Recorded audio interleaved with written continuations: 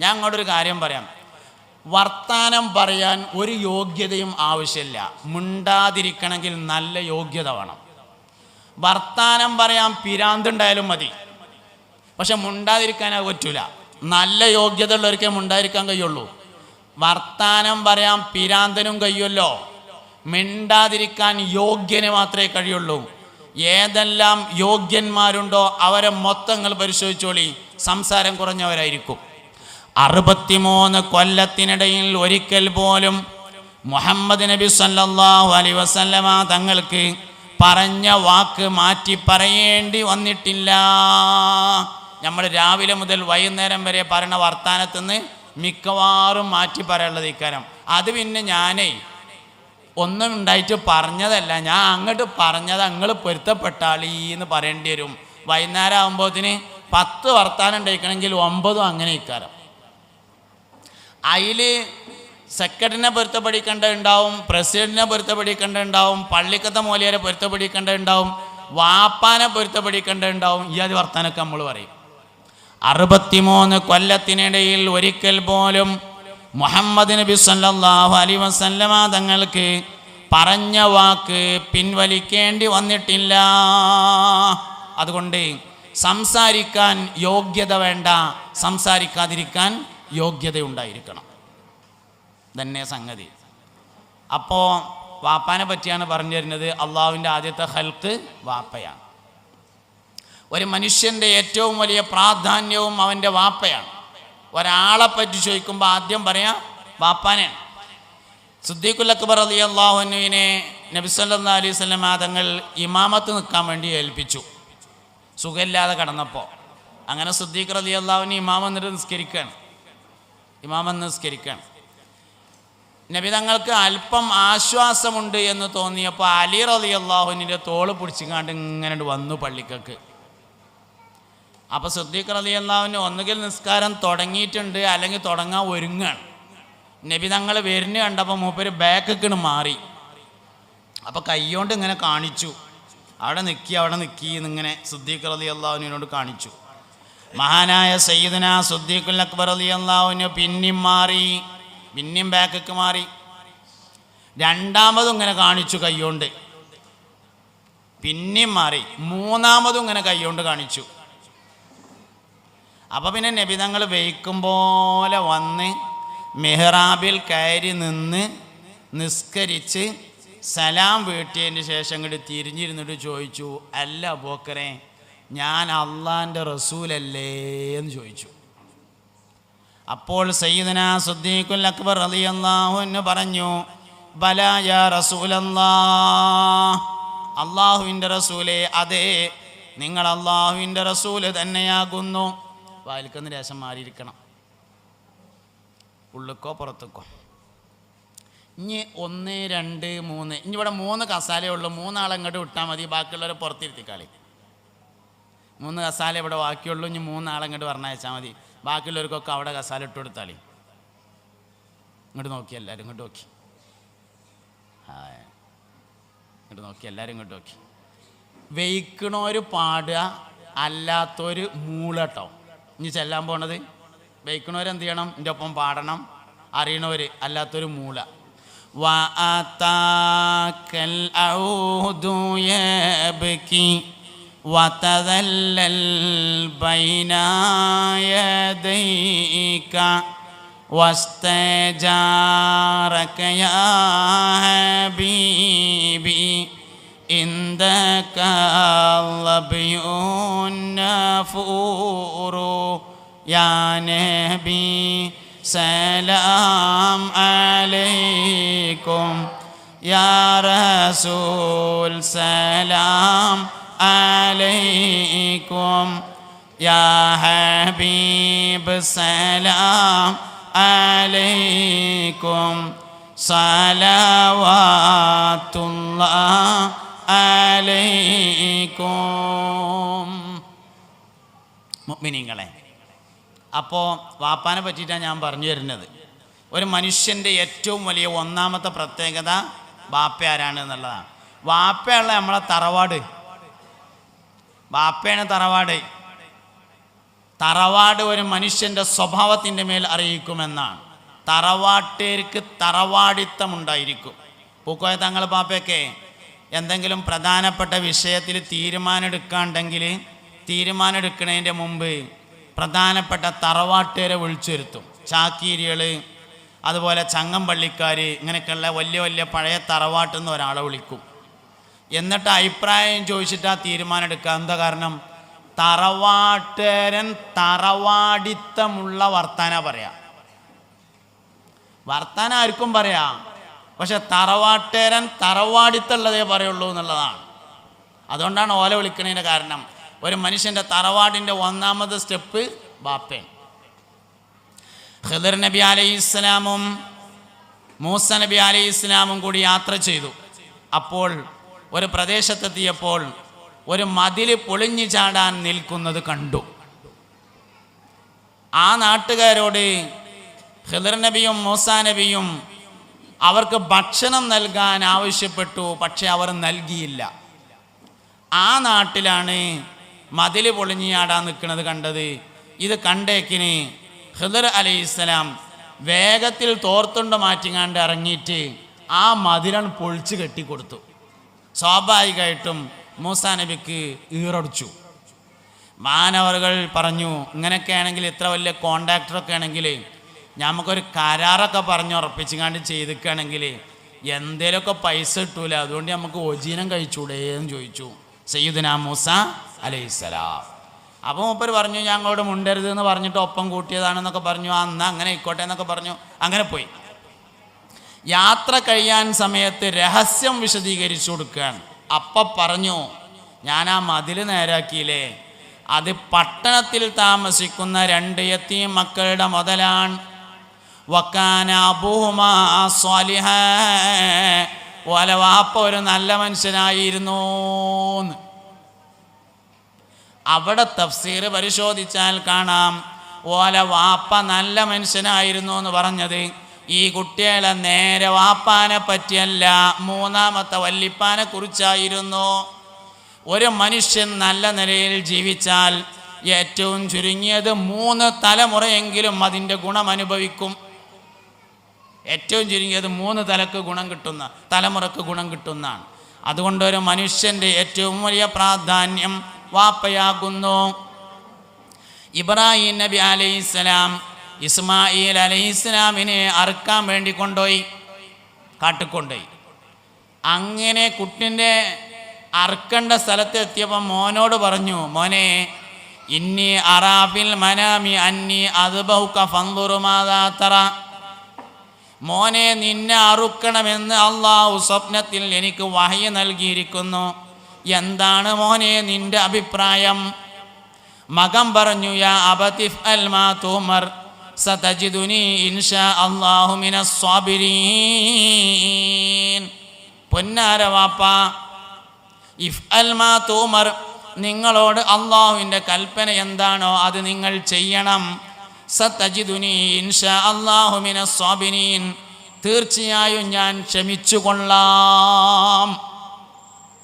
ഈ ചോദ്യോത്തരം നേരത്തെ പഠിപ്പിച്ചല്ല, ഇമ്മ പറഞ്ഞു കൊടുത്തല്ലോ മോനെ, വാപ്പന്നെ കാട്ടിക്കൊണ്ടോവും.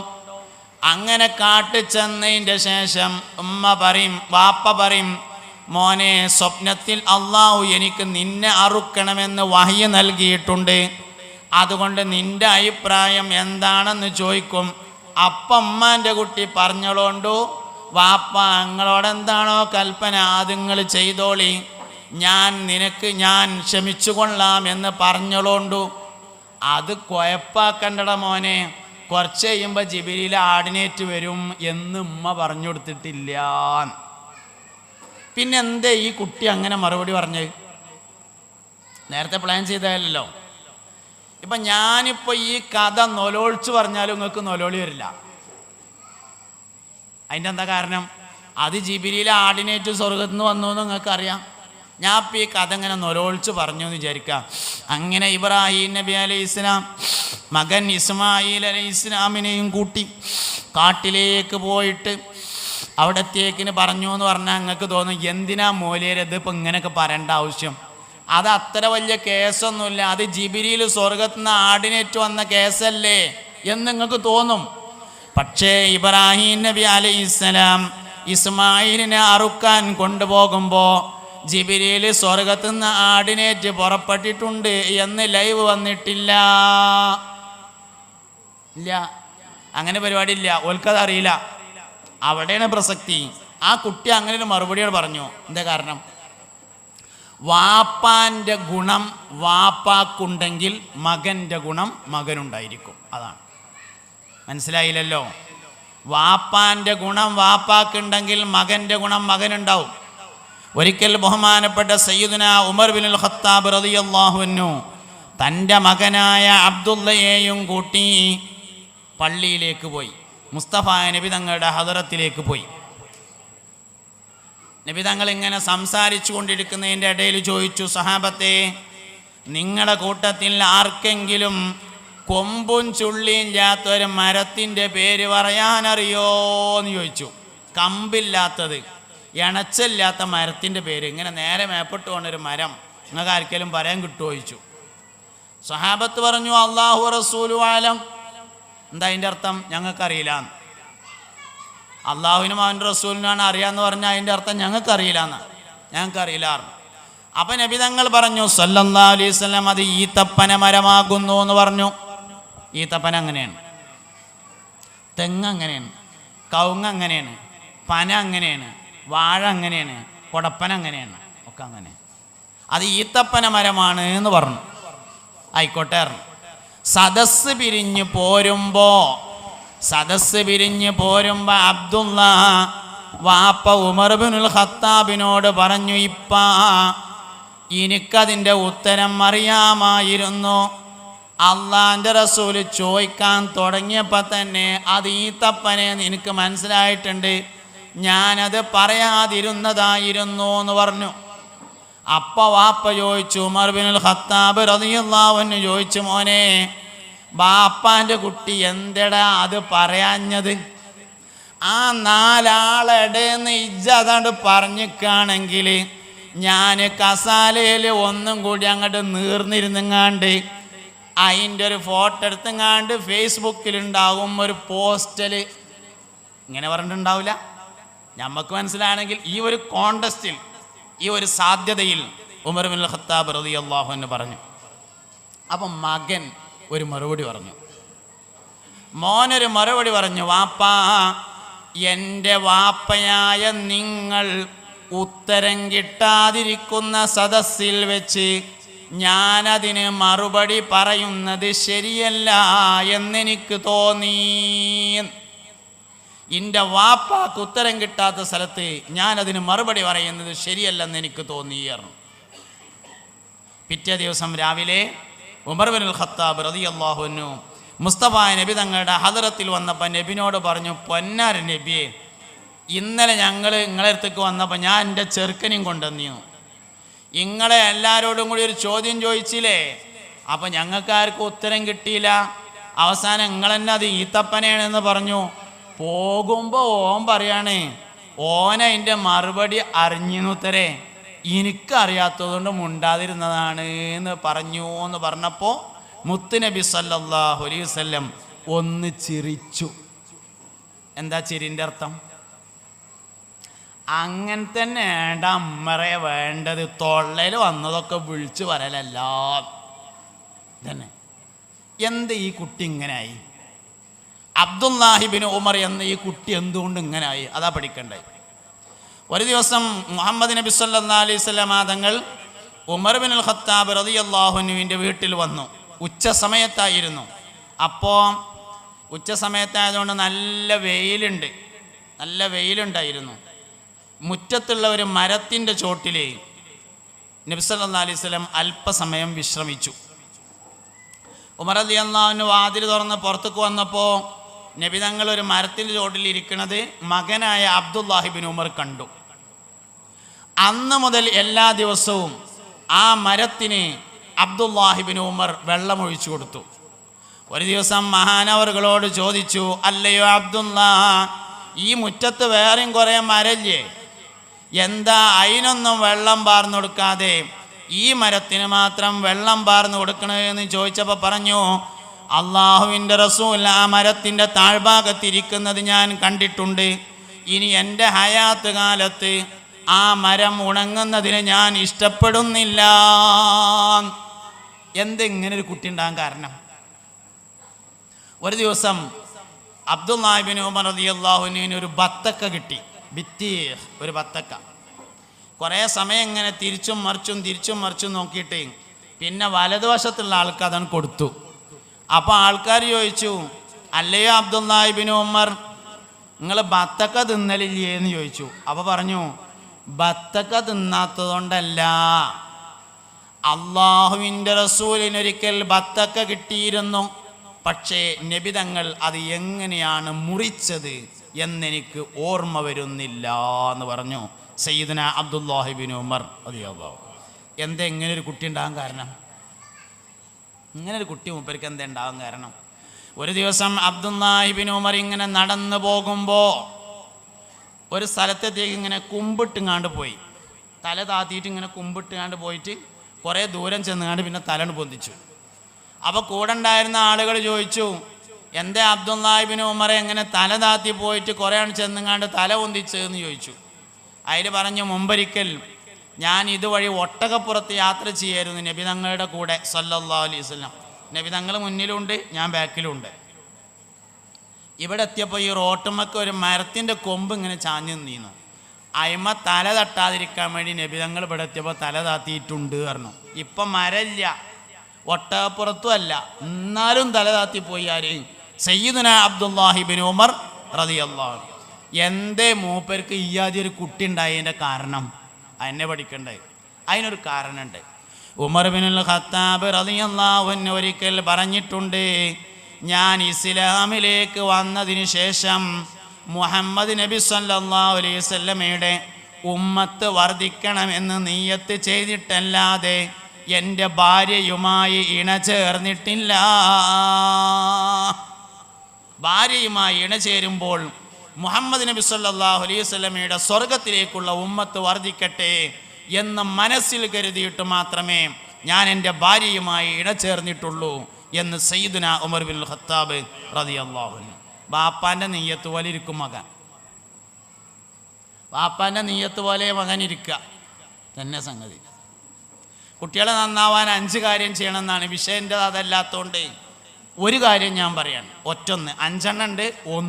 ഒന്നാമത്തെ കാര്യം, ആഗ്രഹിച്ച് കിട്ടിയതായിരിക്കണം മക്കൾ എന്നതാണ്.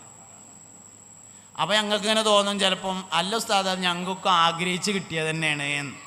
ആണെങ്കിൽ വളരെ ഉഷാറായി. പക്ഷെ ആണോ അല്ല എന്നുള്ളത് പരിശോധിക്കണം. കല്യാണം കഴിഞ്ഞിട്ട് ആദ്യം എടുക്കുന്ന തീരുമാനം 3 കൊല്ലത്തിന് കുട്ടി വേണ്ടെന്നാണ്. പക്ഷെ 1.5 കൊല്ലമായപ്പോൾ ഉണ്ടായി. അപ്പോൾ പിന്നെ ഓല് പറഞ്ഞു, എന്താപ്പം കാട്ട, പടച്ചോൻ തന്നാ വാങ്ങല്ലാതെ. ആഗ്രഹിച്ച് കിട്ടിയതാണോന്ന് ഒന്നാണ്ട് ബാക്കിലേക്ക് കറങ്ങി പോയി, ബാക്കിലേക്കാണ് പോയി. അപ്പം അറിയാം ആഗ്രഹിച്ച് കിട്ടിയതാണോന്ന്. 5 കാര്യങ്ങൾ മക്കൾ നന്നാവാൻ ആവശ്യമാണ്. ഒന്നാമത്തത് പൂതിച്ച് കിട്ടിയതായിരിക്കണം തന്നെ. അതുകൊണ്ട് വാപ്പാൻ്റെ ഗുണമാണ് മക്കൾക്ക് ഉണ്ടാകുക. ഇബ്രാഹിം നബി അലൈഹി ഇസ്ലാമിനെ കുറിച്ച് നബി തങ്ങൾ പറഞ്ഞിട്ടുണ്ട്, ഇബ്രാഹിം എൻ്റെ വാപ്പയാണ് എന്ന്. അനഫീ മില്ലത്തി അബി ഇബ്രാഹിം, ഞാൻ എൻ്റെ വാപ്പയായ ഇബ്രാഹിമിൻ്റെ മാർഗത്തിലാകുന്നു എന്ന് ഹബീബുനാ റസൂലുള്ളാഹി. നിങ്ങൾക്ക് ഇങ്ങനെ തോന്നുന്നുണ്ടാവും, ഉസ്താദേ ഇന്നത്തെ വയത് വാപ്പാനെ പറ്റി മാത്രമേ ഉള്ളൂ, മാതാപിതാക്കൾ എന്നാണല്ലോ നോട്ടീസിലുള്ളത്. ഇന്ന് മിക്കവാറും വാപ്പാനെ പറ്റി പറയണമെന്ന് ഞാൻ ആഗ്രഹിക്കണേ. കാരണം എന്താ വെച്ചാൽ ഉമ്മാനെ പറ്റി എല്ലാവരും പറയലുണ്ട്, വാപ്പാനെ പറ്റി അങ്ങനെ ആരും പറയലില്ല. അതുകൊണ്ട് തന്നെ ഉമ്മാനെ പറ്റി എല്ലാവരും പറയും, പക്ഷെ വാപ്പാനെ പറ്റി അധികം ആൾക്കാരും പറയില്ല. ഉമ്മാക്ക് എന്തെല്ലാം ഫളായിലുകളുണ്ടോ ആ ഫളായിൽ മുഴുവൻ വാപ്പാക്കുണ്ട്. ഒരു മനുഷ്യൻ്റെ ജനനം ഉമ്മാൻ്റെ തീരുമാനമല്ല, വാപ്പാൻ്റെ തീരുമാനമാണ്. തട്ടിപ്പുറപ്പെടുന്ന ഇന്ദ്രിയത്തിൽ നിന്ന് നിങ്ങളെ നാം പടച്ചു എന്ന് ഖുർആൻ പറഞ്ഞു. അത് ഉമ്മാൻ്റെതല്ല, അത് വാപ്പാൻ്റെതാണ്. നമ്മളിവിടെ ജനിക്കണോ വേണ്ടയോ എന്ന തീരുമാനം വാപ്പാൻ്റെതാണ്. അള്ളാഹുവിൻ്റെ ആദ്യത്തെ ഖൽഖ് വാപ്പയാണ്. അതുകൊണ്ട് വാപ്പാക്ക് വളരെ പ്രാധാന്യമുണ്ട്. അത് കൊടുത്തേ മതിയാവും. എന്ത് വിഷയത്തിലും വാപ്പാനോട് അഭിപ്രായം ചോദിച്ചേ പറ്റൂ. അതന്നെ ഒരു മനുഷ്യൻ്റെ ഏറ്റവും വലിയ ഇസ്സത്ത് വാപ്പയാകുന്നു. മുഹമ്മദ് നബി സല്ലല്ലാഹു അലൈഹി വസല്ലമ പറഞ്ഞിട്ടുണ്ട്, ഇബ്രാഹിം എൻ്റെ വാപ്പയാണ് എന്ന്. നമ്മളെ എല്ലാ ഇബാദത്തിലും ഇബ്രാഹിം നബിനേറ്റ് ബന്ധമുണ്ടാവും. എല്ലാ ഇബാദത്തിലും ഇബ്രാഹിം നബിനേറ്റ് ബന്ധമുണ്ടാവും. അപ്പം നമ്മൾ നിസ്കരിക്കുമ്പോൾ നമ്മൾ എന്താ ഇല്ല അല്ലാഹു അക്ബർ. ശരിക്കും അഫ്ളലു ഇബാദാത്തിൽ ബദനി അസ്സലാത്തു ആണല്ലോ. ശരീരം കൊണ്ട് ചെയ്യുന്ന ഇബാദത്തുകളിൽ ഏറ്റവും പ്രധാനപ്പെട്ടത് നിസ്കാരാണ്. എന്നാൽ അഫ്ളല ദിക്ർ ലാ ഇലാഹ ഇല്ലല്ലാഹ്. റേഞ്ചിലുണ്ടോ? റഹ്മത്തുള്ളാഹി ഖാസിമി ചോദിക്കുമ്പോൾ നിങ്ങൾ ഇവിടെ ഉണ്ടോ? അഫ്ളലു ഇബാദാത്തിൽ ബദനി അസ്സലാത്തു ആണ്. ശരീരം കൊണ്ട് ചെയ്യുന്ന ഇബാദത്തുകളിൽ ഏറ്റവും അഫ്ളലായത് നിസ്കാരാണ്. എന്നാൽ അഫ്ളല ദിക്ർ ലാ ഇലാഹ ഇല്ലല്ലാഹ്. അപ്പൊ ശരിക്കും എങ്ങനെ നിസ്കരിക്കേണ്ടത്? ലാ ഇലാഹ ഇല്ലല്ലാഹ് അങ്ങനെയല്ല വേണ്ടത്. പിന്നെന്തേ അല്ലാഹു അക്ബർ ആയത്? അവ്വലു മൻ ഖാലഹാ സയ്യിദുനാ ഇബ്രാഹിം. ആദ്യമായി ലാ ഇലാഹ ഇല്ലല്ലാഹ് എന്ന് പറഞ്ഞത് ഇബ്രാഹിം, അല്ലാഹു അക്ബർ എന്ന് പറഞ്ഞത് ഇബ്രാഹിം നബിയാണ്. വാപ്പാനായിട്ടുള്ള ബന്ധമാണത്. വജ്ജഹ്തു വജ്ഹിയ ലില്ലദീ ഫതറസ് സമാവാതി വൽ അർള ഹനീഫൻ മുസ്ലിമൻ വമാ അന മിനൽ മുശ്രിക്കീൻ. വജ്ജഹ്തു വജ്ഹി, ഞാൻ എൻ്റെ ശരീരത്തെ നേരിടിയിരിക്കുന്നു, ലില്ലദീ ഒരു അല്ലാഹുവിലേക്ക്, ഫതറസ് സമാവാതി വൽ അർള ആകാശങ്ങളെയും ഭൂമിയെയും അവൻ പടച്ചു, ഹനീഫൻ ഞാൻ സത്യമതത്തിൽ ഉറച്ചവനായ നിലയിൽ, മുസ്ലിമൻ മുസ്ലിമായ നിലയിലും. ശരിക്കും എങ്ങനെയാണ് പറയേണ്ടതെന്നറിയോ? മുസ്ലിമൻ ഹനീഫൻ എന്നാണ് പറയേണ്ടത്. പക്ഷെ പറഞ്ഞത് ഹനീഫൻ മുസ്ലിമൻ എന്നാണ്. എന്തേ കാരണം? അത് ഇബ്രാഹിം നബി അലൈഹി ഇസ്ലാമിൻ്റെ ഓമനപ്പേരാണ് ഹനീഫ് എന്നത്. മുസ്ലിമിന് തെറ്റും, ഹനീഫിന് തെറ്റൂല. മനസ്സിലായില്ലല്ലോ പടച്ചോനെ? കുടുങ്ങിയല്ല റബ്ബേ. മുസ്ലിമിന് തെറ്റാം, പക്ഷെ ആർക്ക് തെറ്റൂല? ഹനീഫിന് തെറ്റൂല. ഹനീഫ് ഇബ്രാഹിം നബിൻ്റെ പേരാണ്, വാപ്പയാണത്. ഇബ്രാഹിം എൻ്റെ വാപ്പയാണെന്ന് സയ്യിദുനാ ഹബീബുനാ റസൂലുള്ളാഹി ഇബ്രാഹിം നബി തിരിച്ചും പറഞ്ഞിട്ടുണ്ട്. മിഅ്റാജിൻ്റെ രാത്രി ആകാശത്ത് വെച്ച് കണ്ടുമുട്ടിയപ്പോൾ മർഹബൻ ബി ഇബ്നി സ്വാലിഹി എന്ന് സയ്യിദുനാ ഇബ്രാഹിം അലൈഹിസ്സലാം പറഞ്ഞു. സ്വാലിഹായ എൻ്റെ മകന് സ്വാഗതം എന്ന് പറഞ്ഞു. അപ്പോൾ ഇബ്രാഹിം നബി ഇങ്ങോട്ട് മകൻ എന്ന് വിളിച്ചിട്ടുണ്ട്, മുഹമ്മദ് നബി സല്ലല്ലാഹു അലൈഹി വസല്ലം അങ്ങോട്ട് വാപ്പാന്നും വിളിച്ചിട്ടുണ്ട്. അതുകൊണ്ട് നമ്മളെല്ലാ ഇബാദത്തിലും ഇബ്രാഹിം നബിനേറ്റ് ബന്ധം കാണും. എല്ലാ ഇബാദത്തിലുണ്ട്. ചില ഇബാദത്തൊക്കെ മൂപ്പർ തന്നെയാണ്. ഹജ്ജ് ഉദാഹരണം, മുഴുവനായും ഇബ്രാഹിം നബി അലൈഹി ഇസ്ലാമിൻ്റെയും കുടുംബത്തിൻ്റെയും താരീഖാണ്. ഹജ്ജ് മൊത്തത്തിൽ സയ്യിദുനാ ഇബ്രാഹിം അലൈഹി ഇസ്ലാമിൻ്റെയും അവിടുത്തെ കുടുംബത്തിൻ്റെയും ചരിത്രമാകുന്നു. നോമ്പിൽ ഇബ്രാഹിം നബിയോട് ബന്ധമുണ്ട്, സക്കാത്തിന് ഇബ്രാഹിം നബി അലൈഹി ഇസ്ലാമിനോട് ബന്ധമുണ്ട്. ഇങ്ങനെ എല്ലാ കാര്യങ്ങൾക്കും സയ്യിദുനാ ഇബ്രാഹിം അലൈഹി ഇസ്ലാമിനോട് ബന്ധമുണ്ട്. അതുകൊണ്ട് ഒന്നാമത്തതും വളരെ പ്രധാനപ്പെട്ടതും ഒരു മനുഷ്യൻ്റെ പ്രാധാന്യത്തിൽ ഒന്നാം നമ്പറുകാരൻ വാപ്പയാണ്. വാപ്പാൻ്റെ ഗുണമാകുന്നു മനുഷ്യനുള്ളത്. സയ്യിദുനാ അബൂബക്കർ സിദ്ദീഖ് റളിയല്ലാഹു അൻഹുവിനോട് ഇമാമത്ത് നിൽക്കാൻ പറഞ്ഞില്ലേ? മഹാനവർകൾ നിൽക്കാതെ ബാക്കിക്ക് മാറിയില്ലേ? നബി തങ്ങൾ വന്നിട്ട് മുന്നിൽ എന്നുകാണ്ട് നിക്കരിച്ചില്ലേ? നിക്കാരം കഴിഞ്ഞ് തിരിഞ്ഞിരുന്നില്ലേ? ഇരുന്നോ? ഇരുന്നിട്ട് ചോദിച്ചു, എന്ത്? അല്ല പോക്കരെ, ഞാൻ അല്ലാഹുവിൻ്റെ റസൂലല്ലേ എന്ന് ചോദിച്ചു.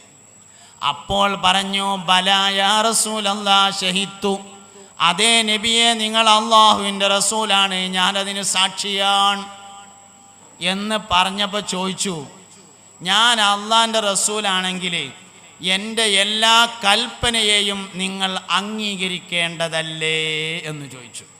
അപ്പോൾ പറഞ്ഞു, നബിയെ, നിങ്ങളുടെ എല്ലാ കൽപ്പനയും ഞാൻ അംഗീകരിക്കേണ്ടതു തന്നെയാണ്.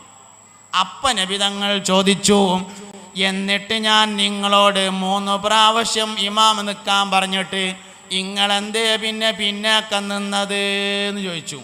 അപ്പോൾ സയ്യിദുനാ അബൂബക്കർ സിദ്ദീഖ് റളിയല്ലാഹു അൻഹു പറഞ്ഞു, നബിയെ, നിങ്ങളുടെ മുമ്പിൽ ഇമാമത്ത് നിന്ന് നിസ്കരിക്കാൻ പറ്റുന്ന ഒരു മകൻ അബൂ ഖുഹാഫ എന്ന എൻ്റെ വാപ്പാക്ക് ജനിച്ചിട്ടില്ല. വാപ്പാൻ്റെ ഗുണമാണ് മക്കൾക്ക് ഉണ്ടാകുക. അൽ വലതു സിറു അബീഹി, മകൻ അല്ലെങ്കിൽ മകൾ വാപ്പാൻ്റെ രഹസ്യമാകുന്നു എന്നാണ്. അതുകൊണ്ട് നമ്മുടെ ജീവിതത്തിൽ നമ്മൾ ഏറ്റവും കൂടുതൽ പരിഗണിക്കേണ്ട ഒരാൾ വാപ്പ. നമ്പർ ഇടല്ല ഞാൻ, രണ്ടാമത്തത് ഉമ്മ. നമ്പർ പ്രശ്നമല്ല. ഒന്ന് വാപ്പയും രണ്ട് ഉമ്മയും നല്ല കേട്ടോ ഈ പറഞ്ഞതിൻ്റെ അർത്ഥം. ഞാൻ പറഞ്ഞപ്പോൾ ഒന്ന് വാപ്പയാണ്, രണ്ടാമത്തത് ഉമ്മയാണ്, രണ്ടാമത്തത് ഉമ്മ. എന്തേ നമ്മളൊക്കെ ഇപ്പം നമ്മളെ ഉമ്മാനെ നോക്കുന്നുണ്ട്, ഉമ്മാക്ക് വേണ്ട കാര്യങ്ങളൊക്കെ ചെയ്തു കൊടുക്കുന്നുണ്ട്. എന്താ കാരണം? ഇമ്മാൻ്റെ കാലിൻ്റെ ഓട്ടിലാണ് സ്വർഗം. കുടുങ്ങിയിട്ട് നോക്കുകയല്ലേ സംഗതി. അവിടെ ആയിപ്പോയില്ലേ അത് സ്വർഗം ആണ്, അത് ഉമ്മാൻ്റെ കാലിൻ്റെ ഓട്ടായി പോയില്ലേ, നോക്കല്ലാതെ എന്താ കാട്ടുക എന്ന് വിചാരിച്ചാണ് നോക്കണേ. സത്യത്തിൽ അങ്ങനെ പോരാ. ഉമ്മാനെ അങ്ങനെ നോക്കിയാൽ പോരാ, ഉമ്മയെ അങ്ങനെ നോക്കിയാൽ പോരാ. കാരണം ഉമ്മാക്കുള്ള പ്രത്യേകത എന്ന് പറയുന്നത് റഹ്മാണ്, ഗർഭപാത്രം. റഹ്മ എന്നത് റഹ്മാനിയത്തിൽ നിന്നുള്ളതാണ് എന്ന് അള്ളാഹു പഠിപ്പിച്ചിട്ടുണ്ട്. അള്ളാഹുവിൻ്റെ നാമങ്ങളിൽ ഏറ്റവും പ്രധാനപ്പെട്ട നാമമാണ് റഹ്മാൻ. നാളെ സ്വർഗത്തിൽ വെച്ച് ദാവൂദ് നബി അലൈഹിസ്സലാം പാരായണം ചെയ്യുന്ന സൂറത്താണ് സൂറത്തുർ റഹ്മാൻ. അള്ളാഹിൻ്റെ പേരാണ് റഹ്മാൻ. അള്ളാഹുവിൻ്റെ റഹ്മാൻ എന്ന ഇസ്മിൽ നിന്നാണ് റഹ്മ എന്ന ഗർഭപാത്രം എന്ന ആശയം എടുത്തിട്ടുള്ളത്. അതുകൊണ്ട് ഉമ്മയിലൂടെ അള്ളാഹുവിലേക്ക് വേഗത്താം. അൽ ഉമ്മു ഹിയ അൽ മദ്രസത്തുൽ ഊലാ എന്നാണ്. ഉമ്മയാകുന്നു മനുഷ്യൻ്റെ ഒന്നാമത്തെ മദ്രസ എന്ന് ഹബീബുനാ റസൂലുള്ളാഹി സല്ലല്ലാഹു അലൈഹി വസല്ലമ പഠിപ്പിച്ചിട്ടുണ്ട്. ഇമ്മി നമ്മളും തമ്മിൽ വലിയ ബന്ധമുണ്ട്. അതുകൊണ്ട് ഉമ്മയിലൂടെയാണ് ഒരാൾക്ക് സ്വർഗത്തിലെത്താൻ പറ്റുക. സ്വർഗത്തേക്ക് എത്തിയാൽ പോരട്ടോ, ശരിക്കും സ്വർഗത്തേക്ക് എത്തുന്നത് എന്തിനാ? അള്ളാഹുവിലേക്ക് എത്താനാണ്. സ്വർഗം അള്ളാഹുവിലേക്കുള്ള വഴിയാണ്, അള്ളാഹു സ്വർഗത്തിലേക്കുള്ള വഴിയല്ല. മനസ്സിലാവുണ്ടോയെന്ന് അറിയില്ല. പടച്ചോനെ റബ്ബെ കുടുങ്ങിയോ? നമുക്കെല്ലാവർക്കും സ്വർഗം കിട്ടണ്ടേ? എന്തേ സ്വർഗം കിട്ടിയാൽ എന്താ ഉണ്ടാവുക? മുന്തിരി ഉണ്ടാവും, ഉറുമാമ്പഴം ഉണ്ടാവും, ആപ്പിൾ ഉണ്ടാവും, ഒക്കെ പടി ഉണ്ടാവില്ലേ? അതിലുണ്ട് മുന്തിരി തോട്ട ഉറുമാന, രസമുള്ളതാ കദളിപ്പഴം തിന്നാന, ഒക്കെ പടിയും കിട്ടുമല്ലോ. പിന്നെന്താ സ്വർഗത്തിലുള്ളത്? ഒന്നല്ല. സ്വർഗത്തിൽ ചെന്നാൽ അള്ളാനെ കിട്ടും, അള്ളാനെ കാണാം. അപ്പോൾ നമുക്ക് സ്വർഗം അള്ളാഹുവിലേക്കുള്ള വഴിയാകണം. എന്താകരുത്? സ്വർഗത്തിലേക്കുള്ള വഴി ആകരുത്. മനുഷ്യന്മാരെ നിങ്ങൾ ശ്രദ്ധിക്കുന്നുണ്ടല്ലോ അല്ലേ? അള്ളാനോട് കിട്ടണം, പടച്ചോനെ തൃപ്തിപ്പെടുത്തണം. എന്തിന്? സ്വർഗത്തേക്ക് പോകാൻ എന്നാകരുത്. പിന്നെന്താകേണ്ടത്? സ്വർഗത്തേക്ക് എന്തായാലും പോകണം, എന്നാലേ പടച്ചോനെ കാണാൻ പറ്റുള്ളൂ. അങ്ങോട്ടാവണം. സ്വർഗം അള്ളാഹുവിലേക്കുള്ള വഴിയാകണം, അള്ളാഹു സ്വർഗത്തിലേക്കുള്ള വഴിയായാൽ പോരാ. അപ്പോൾ ഉമ്മാൻ്റെ കാലിൻ്റെ ചോട്ടിലാണ് സ്വർഗം എന്ന് പറഞ്ഞാൽ അതിൻ്റെ അർത്ഥം ഉമ്മ അള്ളാഹുവിലേക്കുള്ള വഴിയാകുന്നു എന്നാണ് ആ പറഞ്ഞതിൻ്റെ അർത്ഥം. ദുനിയാവിലും അങ്ങനെയാണ്, ആഖിറത്തിലും അങ്ങനെയാണ്. പടച്ചോനെ മനസ്സിലാകുന്നുണ്ടോ? നമ്മളെ ഇപ്പം ഇരുന്ന് വർത്താനം പറയുന്നതിൻ്റെ ഇടയിലേ ഒരു ചെറിയ കുട്ടി ഇവിടെ വന്ന് ഒറ്റപ്പെട്ടു എന്ന് വിചാരിക്കുക, വന്ന് കുടുങ്ങി. അങ്ങനെ ഓൻ നാല് ഭാഗത്തേക്ക് ഇങ്ങനെ നോക്കി നൊലോളിച്ചാൽ ഒരുങ്ങുമ്പോൾ ഓൻ്റെ വാപ്പൻ്റെ അവിടെ ഇരിക്കണു. അപ്പം എന്ത് ചെയ്യും?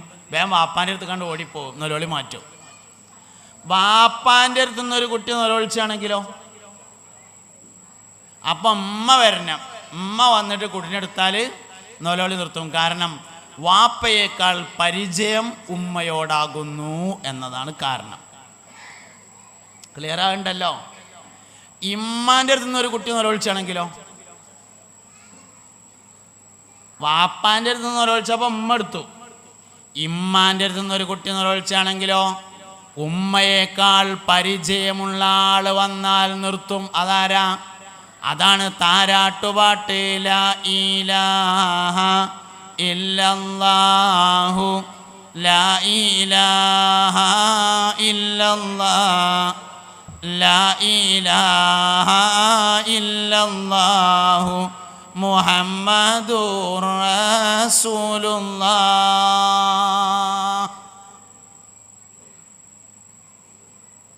ഏത് കുട്ടി നിർത്തും? നിർത്തിയില്ലേ? നിർത്തും. മനസ്സറിഞ്ഞ് എല്ലണം എന്ന് മാത്രം. 5 മിനിറ്റ് എല്ലണം എന്നാണ്. 5 മിനിറ്റ് തുടർച്ചയായി ചെല്ലണം. ഏത് കുട്ടി നിർത്തും. വയറുവേദന ആണേറ്റാണെങ്കിൽ പോലും നിർത്തും. കാരണം ഉമ്മയേക്കാൾ പരിചയമുള്ള ആൾ വന്നു എന്നതാണ് കാരണം. ഇഞ്ഞ് ലാ ഇലാഹ ഇല്ലല്ലാഹ് അമ്മ ചൊല്ലിക്കൊടുത്തിട്ടും കുട്ടി കരച്ചിൽ നിർത്തുന്നില്ല എന്ന് വിചാരിക്കുക. എന്നാലോ ശ്രദ്ധിക്കണ്ടല്ലോ അല്ലേ? വാപ്പ ചൊല്ലിക്കൊടുത്താൽ നിർത്തും. കാരണം എന്തേ? ഉമ്മയുടെ ഗർഭപാത്രത്തിൽ വെച്ച് അള്ളാഹുവിനെ പരിചയപ്പെടുന്നതിൻ്റെ മുമ്പ് വാപ്പാൻ്റെ മുതുകിൽ വെച്ച് അള്ളാഹുവിനെ പരിചയപ്പെടുത്തിയിട്ടുണ്ട് എന്നതാണ് കാരണം. അതുകൊണ്ട് ഉമ്മ ലാ ഇലാഹ ഇല്ലല്ലാഹ് ചൊല്ലിയാൽ കരച്ചിൽ നിർത്താത്ത കുട്ടിക്ക് വാപ്പ ലാ ഇലാഹ ഇല്ലല്ലാഹ് ചൊല്ലിക്കൊടുത്താൽ നിർത്തും. ഉറക്കത്തിൽ നിന്ന് പേടിച്ചുണരുന്ന കുട്ടിയെ വാപ്പ ഉറക്കിയാൽ ഉണരൂല എന്നാണ്. ഉറക്കത്തിൽ ഞെട്ടി ഉണർന്ന് കരയുന്ന കുട്ടിനെ വാപ്പ ഉറക്കിയാൽ ഉണരൂല. ഒരാഴ്ച തുടർച്ചയായി ഉറക്കിയാൽ മതി, പിന്നെ ആ കുട്ടി ഉറക്കന്ന് പേടിച്ചുണരൂല. അതാണ് വാപ്പിയും കുട്ടിയും തമ്മിലുള്ള ബന്ധം. മറ്റേതാണ് ഉമ്മയും കുട്ടിയും തമ്മിലുള്ള ബന്ധം. ഇതന്നെ സംഗതി. അതുകൊണ്ട് ഉമ്മ എന്ന് പറയുന്നത് അള്ളാഹുവിലേക്കുള്ള വഴിയാണ്. ഉമ്മാൻ്റെ കാലിൻ്റെ ഓട്ടാണ് സ്വർഗം എന്ന് പറഞ്ഞാൽ അള്ളാഹുവിലേക്കുള്ള വഴിയാകുന്നു എന്നർത്ഥം. പരിശുദ്ധ ഖുർആനിൽ സൂറത്തു ലുഖ്മാൻ എന്ന പേരായ ഒരു അധ്യായമുണ്ട്. ലുഖ്മാൻ സൂറത്ത്. സയ്യിദുനാ ലുഖ്മാൻ റളിയല്ലാഹു അൻഹു പ്രവാചകൻ ആയിരുന്നില്ല എന്നാണ് സ്വഹിയായ അഭിപ്രായം. ശരിയായ അഭിപ്രായ പ്രകാരം മഹാനവറുകൾ നബിയല്ല, മുൻകാലത്ത് ജീവിച്ച ഒരു സ്വാലിഹായ മനുഷ്യനാണ്. ഔലിയാക്കൾ ഈ ഉമ്മത്തിൽ മാത്രമല്ല, ഔലിയാക്കൾ മുൻകഴിഞ്ഞ ഉമ്മത്തിലുണ്ട്. അപ്പോൾ മുൻകഴിഞ്ഞ ഉമ്മത്തുകളിൽ ജീവിച്ച ഒരു വലിയ ഒരു സ്വാലിഹായ മനുഷ്യനാണ് ബഹുമാനപ്പെട്ട സയ്യിദുനാ ലുഖ്മാനുൽ ഹക്കീം റളിയല്ലാഹു അൻഹു. മഹാനവറുകൾ തൻ്റെ മകന് കൊടുത്ത ഉപദേശങ്ങൾ പറയാൻ വേണ്ടി പരിശുദ്ധമായ ഖുർആനിൽ ഒരു സൂറത്തുണ്ട്, സൂറത്തുൽ ലുഖ്മാൻ. ലോകത്ത് ഒരുപാട് ആൾക്കാർ മക്കൾക്ക് ഉപദേശിച്ചിട്ടില്ലേ? അതൊന്നും ഖുർആനിലില്ല. ഒരാളെ ഉപദേശമുള്ളത്. എന്താ കാരണം എന്നറിയാം നിങ്ങൾക്ക്? കാരണം ലുഖ്മാൻ റളിയല്ലാഹു അൻഹുവിന് അല്ലെങ്കിൽ ലുഖ്മാൻ അലൈഹിസ്സലാമിന് ഒരു ഉമ്മ ഉണ്ടായിരുന്നു, പ്രായമായൊരു ഉമ്മ. ലുഖ്മാൻ ഉമ്മാനെ നല്ലോണം നോക്കും. ഉമ്മാക്ക് എന്തൊക്കെ ആവശ്യങ്ങളുണ്ടോ അതൊക്കെ ചെയ്തു കൊടുക്കും. ഉമ്മാക്ക് പ്രായം കൂടി വന്നു. പ്രായം കൂടുതലായപ്പോൾ പ്രായത്തിൻ്റെ അസ്വസ്ഥതകൾ തുടങ്ങി. അങ്ങനെ ഉണ്ടാവുമല്ലോ, പ്രായം കൂടി വരുമ്പോൾ വർത്തമാനത്തിനൊക്കെ ചെറിയൊരു മാറ്റം ഉണ്ടാവും. പറഞ്ഞതിനെ പിന്നെയും പറയും. അങ്ങനെയൊക്കെ ചില സംഗതികളൊക്കെ ഉണ്ടായി. എന്നും രാവിലെ ലുഖ്മാൻ ജോലിക്ക് വേണ്ടി പോകും. അപ്പം അമ്മാട് ചോദിക്കും, ഉമ്മ വൈകുന്നേരം ഞാൻ വരുമ്പോൾ നിങ്ങൾക്ക് എന്താ കൊണ്ടുവരേണ്ടതെന്ന് ചോദിക്കും. അപ്പം അമ്മ പറയും, മോനെ എനിക്ക് എന്തേലും ഒരു നേന്ത്രായൊക്കെ കൊണ്ടുവരുകൊണ്ടു, അല്ലെങ്കിൽ ലേശം മിച്ചർ കൊണ്ടുവരുകൊണ്ടു, ഇങ്ങനെ എന്തെങ്കിലുമൊക്കെ പറയും. നമ്മളൊരു ഉദാഹരണം. മൂപ്പരത് കൊടുന്നു കൊടുക്കും. ഒരു ദിവസം ലുഖ്മാൻ പോകുമ്പോൾ അമ്മാട് ചോദിച്ചു, ഉമ്മ ഇന്ന് ലുഖ്മാൻ വരുമ്പോൾ നിങ്ങൾക്ക് എന്താ കൊണ്ടുവരേണ്ടതെന്ന് ചോദിച്ചു. അപ്പം ഉമ്മ പറഞ്ഞു, മോനെ ഉമ്മാൻ്റെ കുട്ടി ഇന്ന് വൈകുന്നേരം വരുമ്പോൾ സ്വർഗത്തുനിന്ന് ഒരു പിടി മണ്ണ് വാരിക്കൊണ്ടുകൊണ്ടു.